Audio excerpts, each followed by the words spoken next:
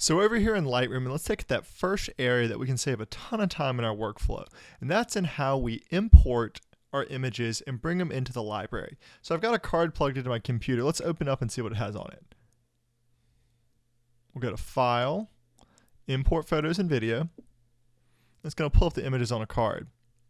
Okay, so you notice how here it says they're all grayed out. So one place you can save time is over here on the right side. There's a lot of options that you may have just not looked at or paid attention to. One is don't import suspected duplicates. So I've already added these images, the ones that are grayed out, to my folder because this is checked on. If this was checked off, then I'd have all these images that I could still bring back in, but then I would just be duplicating them on my hard drive, which that just wastes time in bringing pictures I already have on there, and I don't need them again, so it's going to take up extra space on my computer. So having this checked on to don't import suspected duplicates, that'll prevent you from bringing images in twice, and that's just going to save you time because you don't have to wait for them to load, and it won't get confusing. Now, another feature here that I want you to pay attention to is the building previews. So when you build previews, what that's going to do is it's going to do a preview of the image so you can bring it up and edit it faster. It will take more time when you're loading them in, but you will save time in the long run because when you're editing them, they're already kind of built and you can quickly go from one to the other. A lot of that kind of has to do with how fast your computer is, so I'm going to leave that up to you how you want to do that. Another feature though that you need to pay attention to is renaming your files. It's really easy to do it when you bring them in to the computer. All you have to do is under File Renaming, check Rename Files, and then type in what you want the name to be. The reason why you want to do this is this will prevent you having a bunch of just untitled images, or notice how the images right now are MG 9320 or 9318.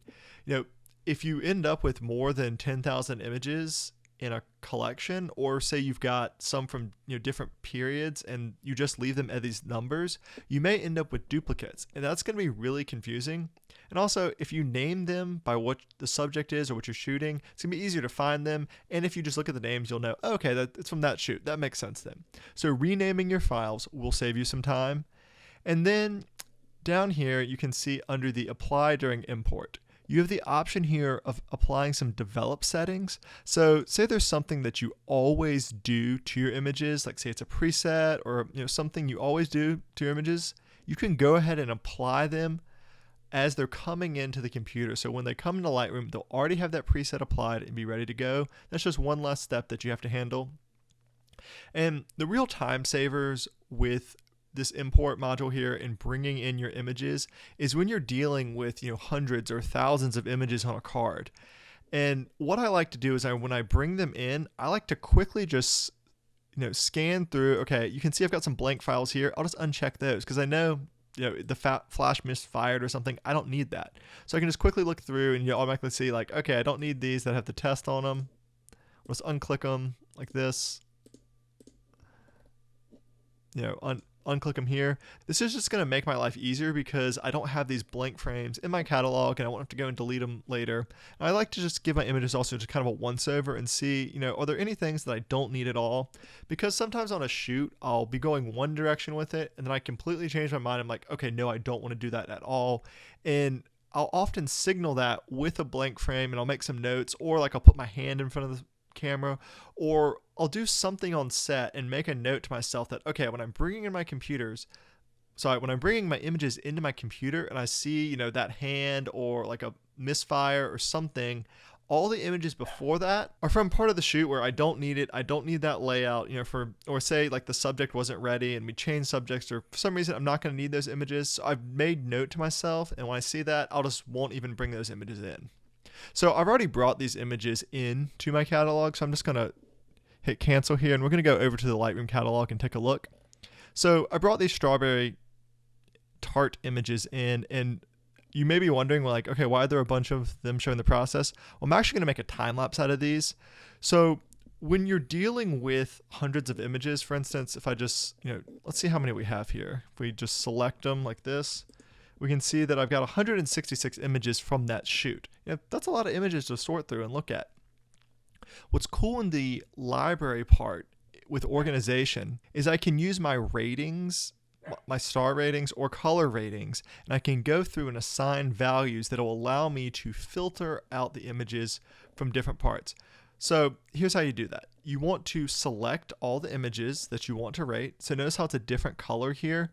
And when it's not selected, you'll see that it's kind of like gray here, but now it's this lighter gray or close to white. And you can use the number keys. And if you do a 1, it will assign them a 1-star rating. So notice how we've got a 1 star here. I do 2, 2 stars, 3, 3 stars, 4, 4 stars, 5, 5 stars. Now you see this green color around here? This is from the color rating. So those are with 6 will make it red, 7 will make it yellow, 8 will make it green, 9 will make it blue. So you may be wondering, okay, why do I need to do that? Okay, so let's take a look here at these, strawberry tart from a shoot. I've got the process shots that I want to turn into a time lapse.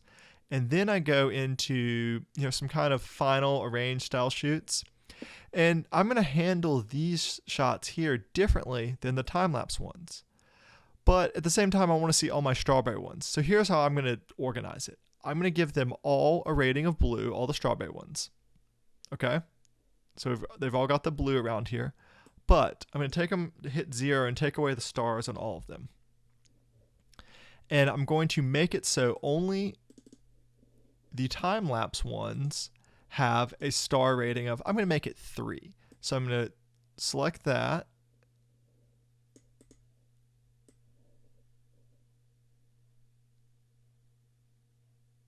Okay, so I'm going to select this first one.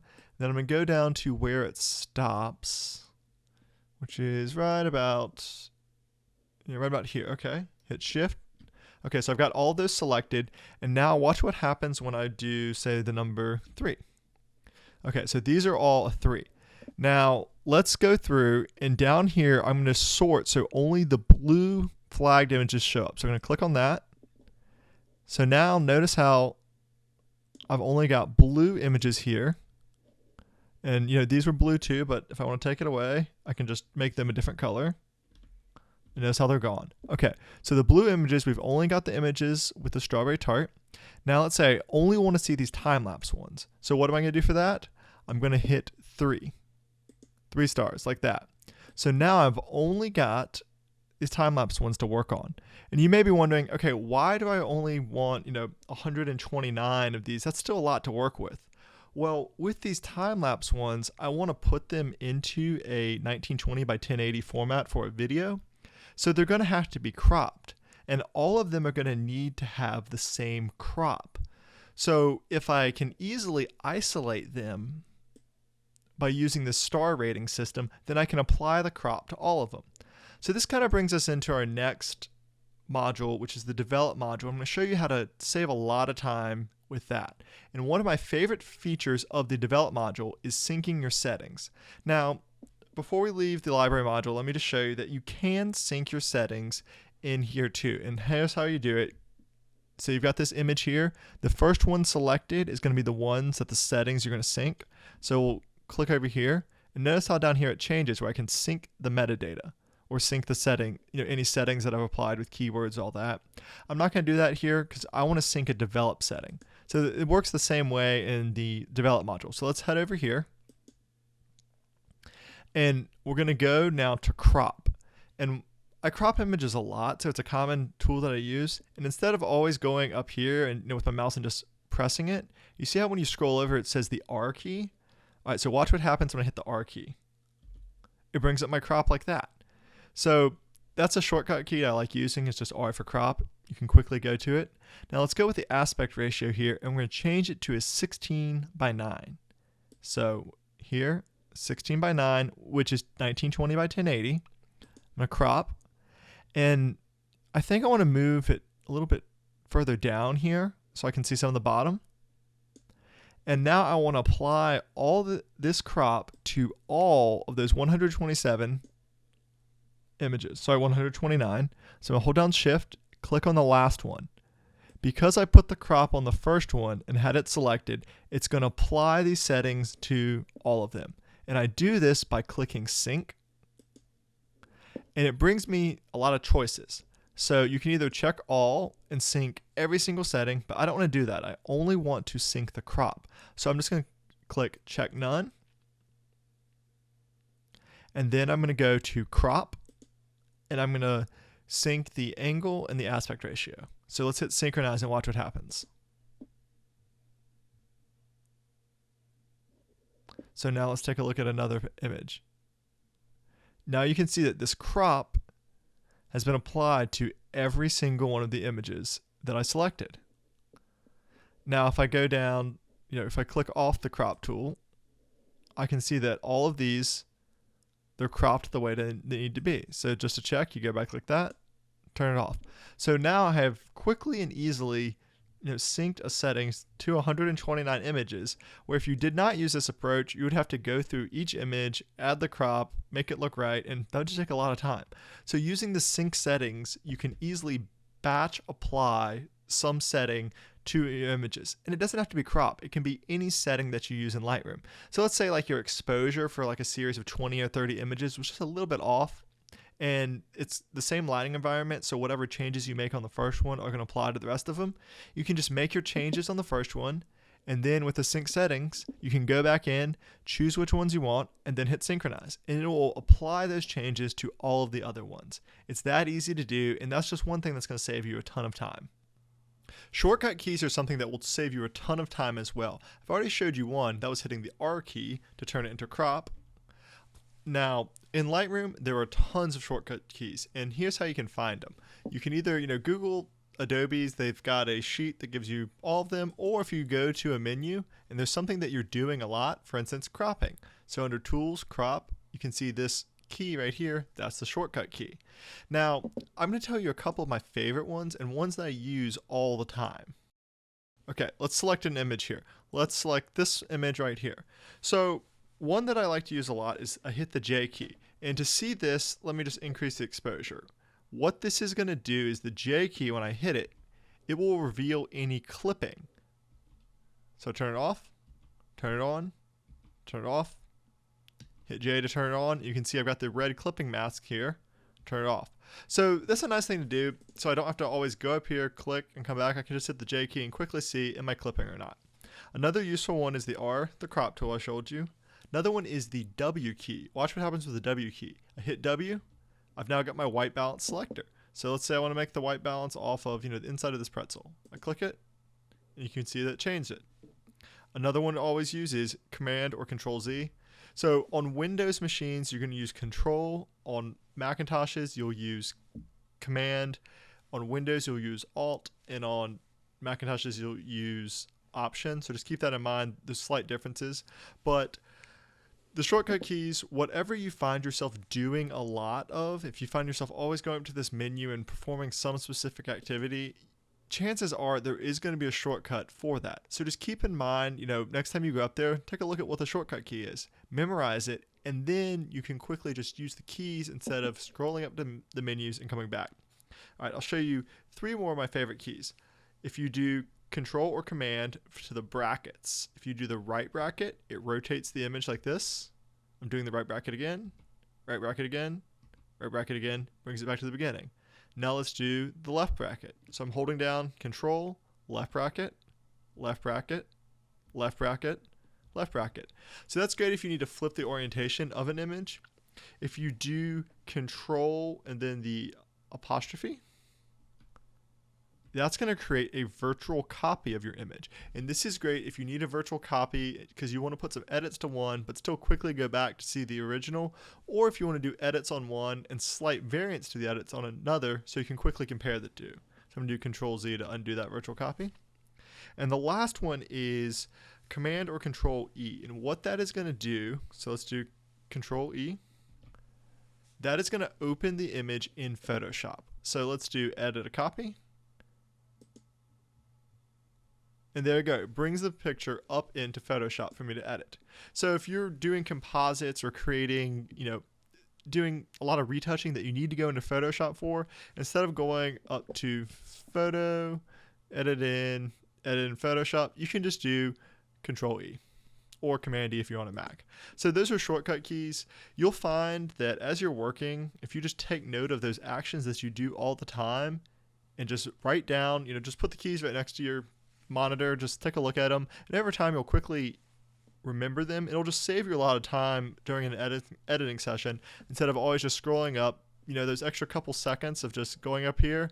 If it's say 2 extra seconds to go and do it up here versus the shortcut key, if you're doing it 30 times in a session, that's a minute. And I know it sounds like little amounts, but saving minutes here and there, it really does add up over a week or over a month, or over, if say you've got a lot of shoots going on and a lot of images to go through, these little changes, they will add up and save you some time in the long run. The develop module is the place where you can spend either a little bit of time or you can spend 30 minutes to an hour or really longer, depending how many images there are, going through and editing and adjusting and making your images look visually perfect.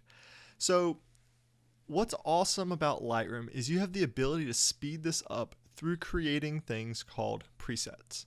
So earlier I showed you how you can sync adjustments, and that's great when you're batch processing and you have a lot of images that you want to apply similar settings to.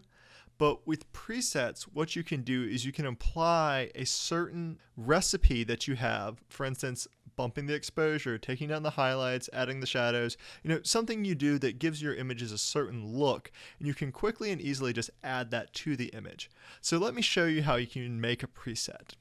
So let's go over here to the basic panel, and let's just say on this image, we wanted to increase the exposure just a little bit, take down the highlights, take down the shadows, take down the blacks, take up the vibrance a little. Okay, let's say that's what we wanted to do to the image. And I wanted to do this, say this was my signature look, and I wanted to add it to every single image I do. So I wanted to make it a preset. Here's what I can do.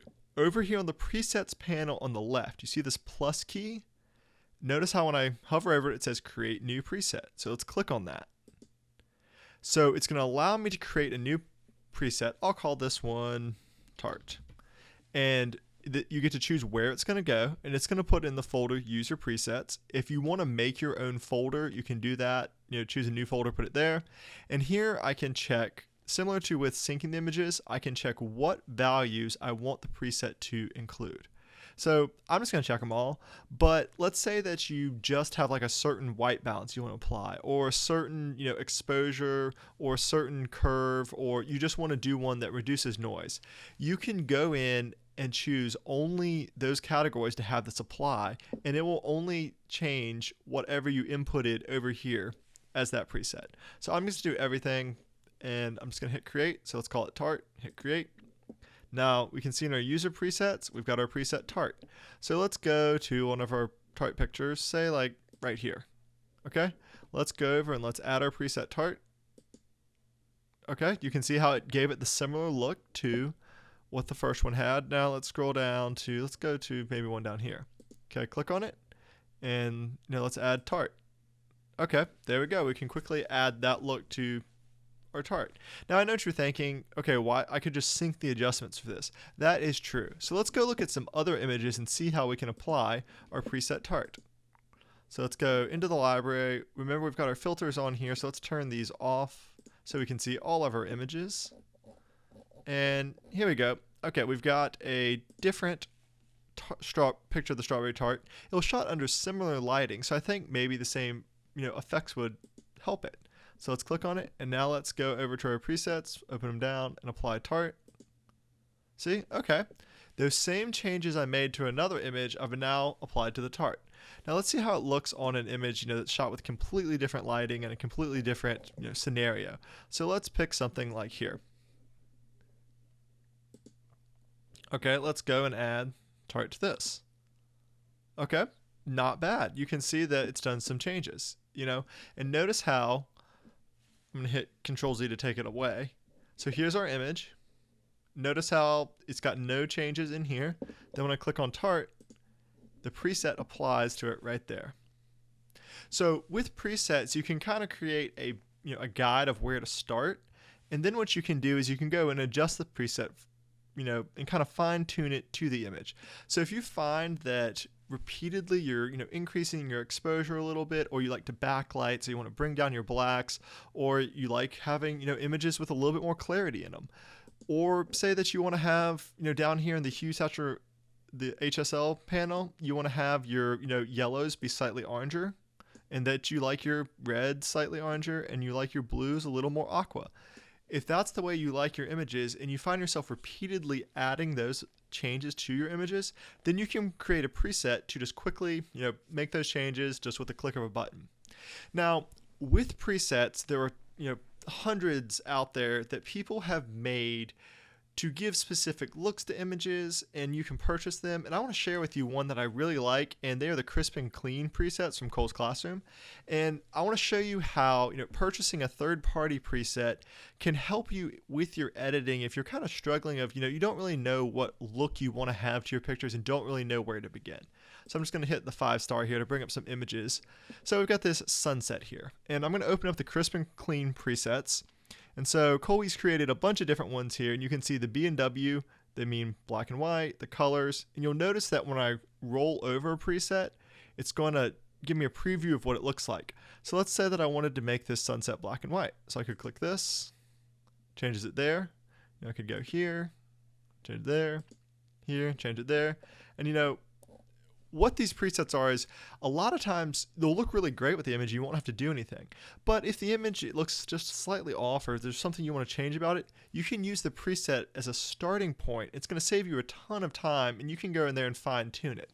So let's go take a look at another one here. Let's look at our friend the rhinoceros here. Let's say that okay, I want to make this rhinoceros black and white. So I turn it to black and white. It looks okay, but it's just kind of flat, not really that interesting.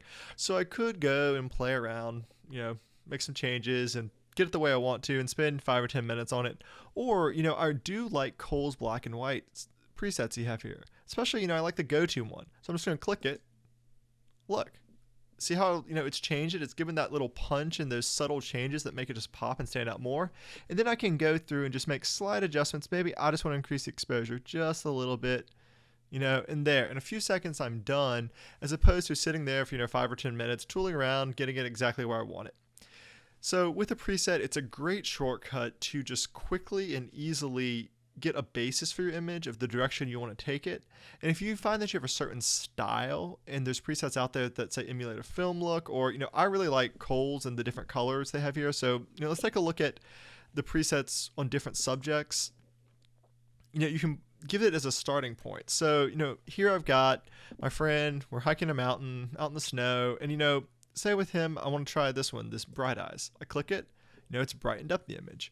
Or, maybe I want to do something like this, a little more contrast, or, maybe something like this, or, let's keep looking. Maybe, okay, here's one called Snowbird. He's in the snow. Let's see how that looks. This gives it a little warmer, faded look. So with presets, what you can do is you can get ideas for editing and going different directions that you may not have thought of on your own, and you can apply the preset, and then, say the tint's a little too much, I want to bring it down to just a little greener. You can just make those minor adjustments, and it'll save you a ton of time and really help you with your editing. We'll do a couple more here. Let's take a look at these on food, because I know food can be sometimes difficult with a preset. Just because a lot of times with food, you just want the natural look to it. You don't want to add kind of vintagey, but, that may be what you're going for. So, it doesn't hurt to give it a try because just a couple clicks. So, for instance, we got these strawberries here. And this is completely unedited right out of the camera. It looks good, but, I think with a preset, say this Bright Eyes one, we can just make it pop a little more. Those reds really come out. Or, we could make it a little kind of faded. Or, have one that's a little more contrasty. Or let's take a look at, another food shot here. How about the strawberry shortcake? So, we could say this Crisp and Clean one I really like. It just gives you these subtle adjustments to the image that really makes it pop and stand out. So now let's take it presets and look at another thing here. Let's take a look at, an outdoor shot. So here we go. Now we can do black and whites. I'm just going to scroll through here and show you how these presets, just by clicking through, you can get a really different look. And I'm quickly, just by clicking, getting an idea of what direction I want to take the image. So something, maybe like that. I like this contrast that's put in the clouds into the foreground. So those are presets. You can easily make your own, or you can go out and buy third-party ones. I really like the Kohl's Classroom crisp and clean ones, but there are other ones out there that you can use. And really just look at presets as kind of a starting point where they're going to get you in the ballpark of where you want to go, and then you can just kind of fine tune them to make them fit the image perfectly, because every image is going to be completely different. You can't write one preset that's going to work for every type of image. So it'll get you in the ballpark of where you need to go, and then you can fine tune it to get that desired look you have. But the thing is, we're saving a ton of time, because instead of sitting over here and sliding a bunch of adjustments, because you can see with this preset how many different things were adjusted. It just gets us in the ballpark, and then we can go to the characteristics we don't like of the image. For instance, say it's too warm, so let's just cool it down. And we can fine tune it and make it fit exactly the way we need it to be. So far, I've showed you how to save time with importing and organizing your images in the library, and also how you can sync your developments and use develop presets to save time in the development module. Now, there's one part of creating content for social media and for my blogs and with images that just takes forever, and that's creating collages and for sizing my images correctly for different social media platforms. Instagram, it needs a square, Facebook needs something else, my blog needs something else. It's just really tedious and takes a lot of time. So I want to show you this tool I've developed that will save you literally hours of time, and it's in probably the module of Lightroom that you've never been into. Have you ever been into the print module? I know what you're thinking. Okay, so Taylor, why would I go into the print module when I'm not actually printing my pictures?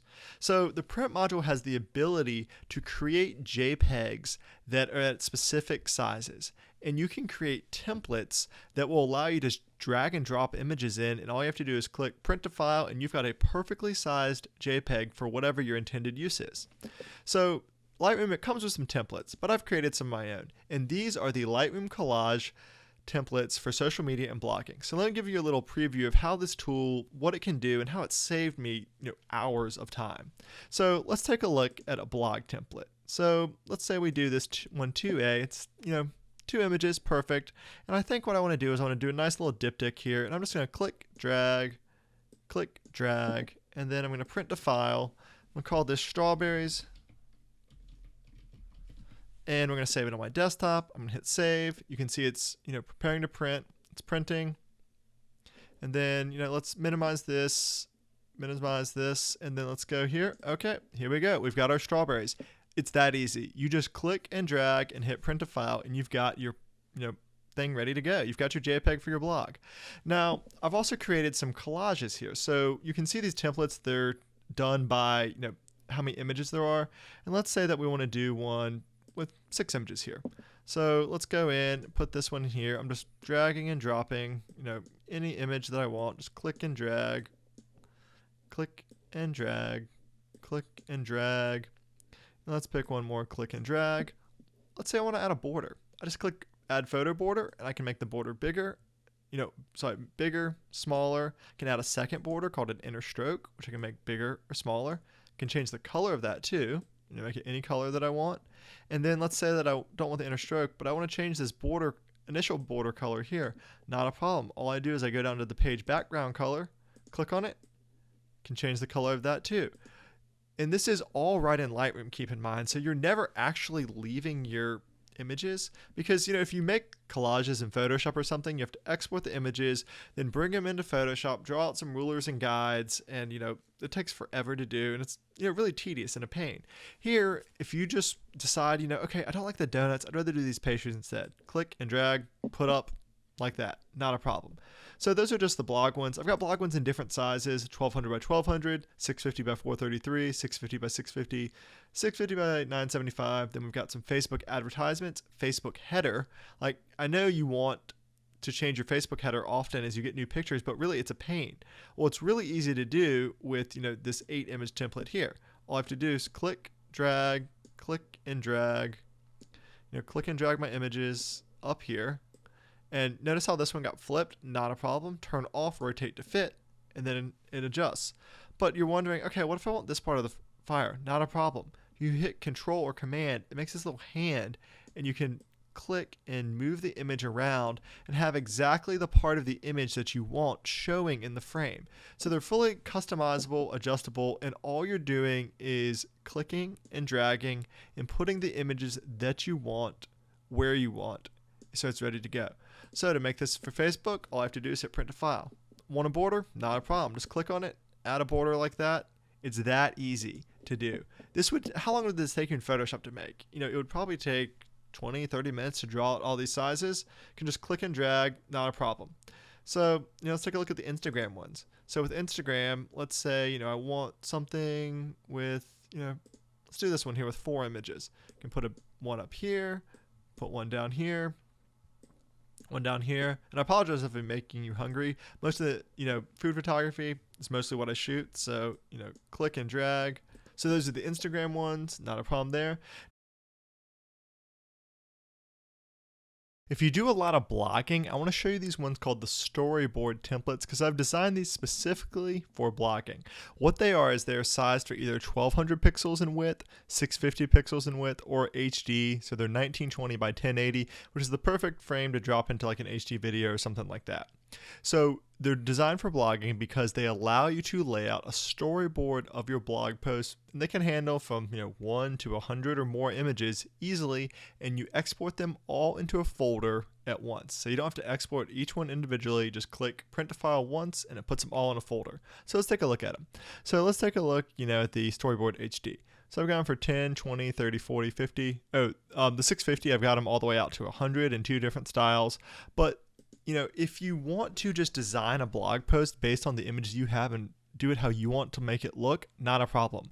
With this custom base template, when you purchase them, I give you the dimensions so you can go in and add cells that you can just click and drop them in. Okay, so let's make a story here and let's get away from food and maybe let's do one on some scenics and some sunsets.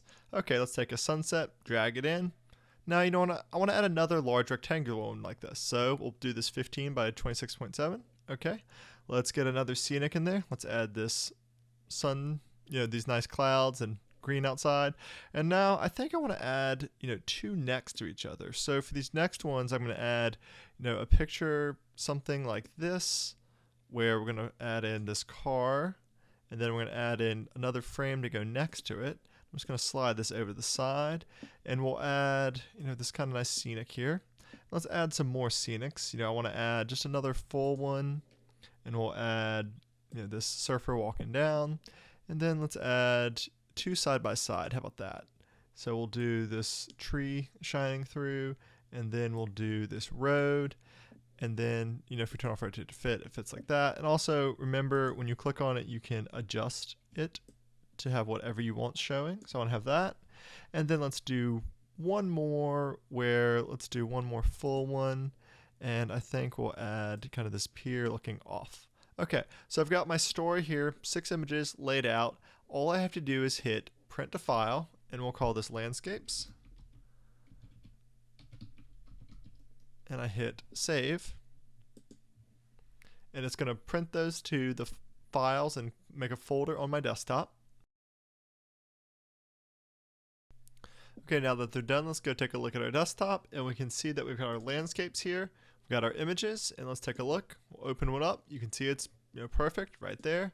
And we can see that our 2 diptychs we created like that. Take a look side by side. Perfect. So all you have to do now is upload these to your blog and just add them in. And if you don't like them at all, you can just click it, get rid of them, and then you can easily just add more. Keep adding them, and then if you go into the next page, you can go hit back, and the same process happens. All you have to do is hit print to file, and they will print out into one folder with JPEGs that are ready to go into your blog. So this print template feature, it might be one that you've never taken a look at, but I have found it to be the biggest time saver of anything I do with Lightroom. It allows me to just in a couple clicks, dragging and dropping, get my images ready to go for the blog or for social media. And it's really the one tool that, it's taken what used to take forever to do and cut it down to a third of the time. So, where to come with that third? I actually ran a test where in Photoshop, I figured out, how long is it going to take me take a diptych. So I, put a timer up. It took me 3 minutes. It took me, about less than a minute. You saw me earlier do it. How easy it is in Lightroom, and that's a third of the time. So it is going to save you a ton of time. They give you creativity, and the collages are already there. You just have to drag and drop them, and it's really my favorite tool for saving time and giving yourself less time in front of the computer and more time going out there and creating awesome images.